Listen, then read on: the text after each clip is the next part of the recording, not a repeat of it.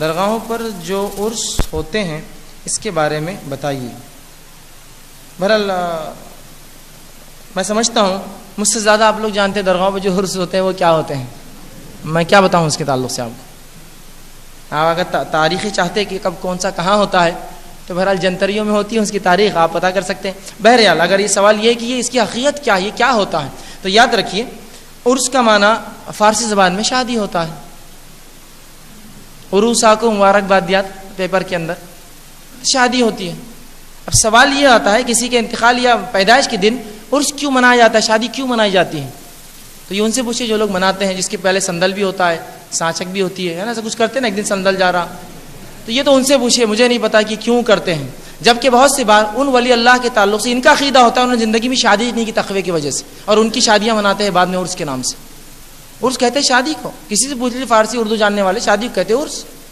اب وہ کیوں شادی مناتے ہیں واللہ عالم میں نہیں جانتا ہوں، یا کیا عقیدہ اس کے پیچھے میں نہیں جانتا ہوں۔ اگر عرس سے مراد یہ ہے کہ کسی کے پیدائش کا دن منانا تو بہرحال شریعت میں اس کی اجازت نہیں ہے، اس کی اجازت نہیں۔ خود رسول اللہ کی پیدائش کبھی صحابہ نے 110 ہجری میں آخری صحابی کا انتقال ہو کبھی نہیں منائی، چاروں امام میں سے کسی امام نے اس کو نہیں منایا، تابعین تابعین سے یہ چیز ثابت نہیں، تو لہٰذا کسی اور کا بعد کی امتیوں کا برتھ ڈے منانا، میلاد منانا، سالگرہ منانا درست نہیں، تو لہٰذا اسی شکل میں عرس اور پھر اس پر جس قسم کے خرافات اور بدعات اس میں ہو رہے ہیں یہ درست نہیں ہے۔ خود آپ کہتے ہیں وہ ولی نے فلاں کیا، زندگی مشکل میں گزاری، چند ٹکڑوں پر ان کی زندگی گزرتی تھی، چند چیزیں کھا کر جیتے تھے، اور انہی کے نام سے عرس ہو کر لوگ مرغ مسلم چور رہے ہیں۔ اگر کوئی کسی خبر پہ جائے تو کہتے ہیں رمضان میں مت جائیے، وہ اندر عبادت کرتے ہیں نا، یہ کہتے ہیں لوگ۔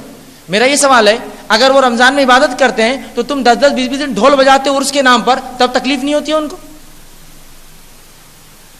طوائفیں اور انڈیاں اور ہجڑوں کو لا کر تالیاں بجاتے ہو خبروں پر، تب تکلیف نہیں ہوتی ہے ان کو؟ سیدھی سی بات ہے، دیکھ لیجیے یہ سب ہوتا ہے۔ تھیٹر لگتی ہے پیچھے، ادھر عرس چل رہا ادھر تھیٹر میں بیٹھے ہوئے سب، ادھر جھولے میں کوئی بیٹھا ٹکٹ کوئی اور خرید کے دیتا ہے ان کا، یہ ہوتا ہے وہاں۔ یہ حقیقت ان چیزوں کی، یہی سب ہے، یہی اصلیت ہے اس کی۔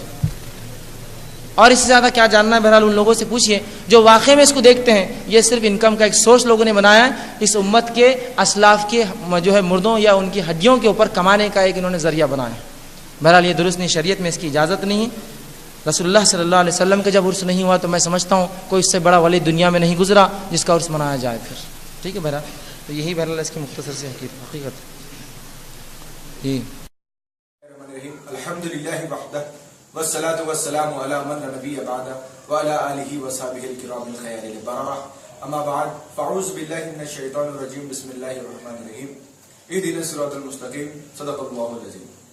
سامعین اور ناظرین، آج میری اس تقریر کا عنوان عرس شریف کیوں، کیا نبی نے منایا، کیا صحابہ نے منایا؟ تو آئیے سب سے پہلے ہم قرآن پاک کی اس آیت کریمہ پہ نظر ڈالتے ہیں جس میں اللہ سبحانہ و تعالیٰ ارشاد فرماتا ہے الجزاء الاحسانی الا الاحسان، سورہ رحمان کی آیت نمبر 60۔ اس کا ترجمہ یہ ہے کہ احسان کے بدلے احسان۔ تب سوال یہ اٹھتا ہے کیا ان اولیاء اللہ کا ہم پر کوئی احسان ہے یا نہیں؟ تو اب اسے اس مثال کے طور پر یوں سمجھیے کہ دنیا میں کبھی آپ بارش میں بھیگ رہے ہو، کسی نے آپ کو چھاتا لا کر دیا تو گویا اس نے آپ پر احسان کیا، تو آپ اس کا شکریہ ادا کرتے ہیں، تب تک آپ زندہ رہتے ہیں، اس کو یاد کرتے ہیں، اس کا شکریہ ادا کرتے ہیں۔ لیکن اگر کوئی اولیاء اللہ آپ پر احسان کرے تو آپ انہیں کیسے بھول سکتے ہیں؟ جبکہ دنیاوی احسان فانی ہے اور دینی احسان باقی ہے، کیونکہ اولیاء اللہ جو بھی احسان کرتے ہیں وہ توحید اور رسالت کی بنیاد پہ کرتے ہیں، کیونکہ اولیاء بنتے ہی ہیں توحید اور رسالت کی بنیاد پر۔ تو دنیاوی احسان جو فانی ہے آپ اس کا شکریہ ادا کرتے ہیں، اور دینی احسان جو باقی ہے آپ اسے کیسے بھول سکتے ہیں؟ اسی پس منظر کو اللہ سبحانہ و تعالیٰ اپنے اس آیت میں ارشاد فرماتا ہے کہ اے اولیاء، اب تمہارے احسان کا بدلہ مخلوق کی زبان میں نہیں بلکہ خالق کی زبان میں سن۔ سورہ یونس کی آیت نمبر 64 میں اللہ سبحانہ و تعالیٰ ارشاد فرماتا ہے لہم البشری فی الحیات الدنیا وفی الآخرہ، یعنی خالق کی طرف سے خالق اولیاء کو دنیا میں بھی بشارت ہے، جشن ہے، اور آخرت میں بھی بشارت ہے اور خوشخبری ہے۔ تو اب سوال یہ اٹھتا ہے کہ دنیا میں بشارت اور خوشخبری کیا ہے؟ تو ماننا پڑے گا کہ دیگر مخلوق کو ان کی بارگاہ میں نظر محبت، نظر عقیدت پیش کروانا، یعنی جسے اہل سنت والجماعت کی زبان میں عرس کہتے ہیں، یعنی عرس کی اصل سورہ یونس کی آیت نمبر 64 ہے۔ نہیں تو آپ بتائیں کہ دنیا میں خوشخبری اور جشن کیا ہے؟ یہی وجہ تھی کہ امیر المومنین فی الحدیث سیدنا امام بخاری اپنی کتاب سے رسول اعظم صلی اللہ علیہ وسلم کی کتاب الجہاد کی حدیث نقل کرتے ہیں، حدیث نمبر 1574۔ ترجمہ یہ ہے کہ بے شک اللہ اپنے ولیوں کے وسیلے سے تمہیں رزق عطا کرتا ہے اور عطا کرتا رہے گا، اور ان کے وسیلے سے تمہاری مدد کی جاتی ہے اور کی جاتی رہے گی۔ تو اب سوال یہ اٹھتا ہے سامعین، ٹھیک ہے کہ جب تک یہ زندہ ہے ان کے وسیلے سے ہمیں رزق ملتا ہے اور ملتا رہے گا، مدد ہوتی ہے، مدد ہوتی رہے گی، لیکن اب سوال یہ ہے کہ مرنے کے بعد کیوں؟ تو اس کا بھی جواب آپ کو سورہ یونس کی آیت نمبر 64 میں ملے گا اگر آپ غور کریں تو۔ اللہ سبحانہ و تعالیٰ وہاں پر دنیا میں بھی بشارت دے رہا ہے اور آخرت میں بھی بشارت دے رہا ہے۔ تو اب موت اور حیات کا جو ڈیوائیڈیشن ہے وہ ایک دم غلط ہے۔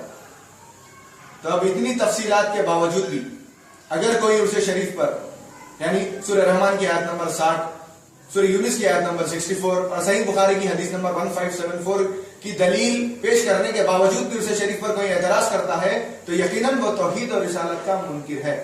خلاصہ یہ کہ اہل سنت والجماعت کا بیس علماء، باعمل مشائخ، مفتیاں ہیں، یہ عوام نہیں ہے۔ عوام جو عرش لگانا، ڈھول تاشے پیٹنا، نماز چھوڑ کر ڈھول بجانا، یہ بیس نہیں ہے، یہ عرص شریف نہیں ہے۔ عرص شریف یہ ہے جو ہم نے آپ کو قرآن اور حدیث سے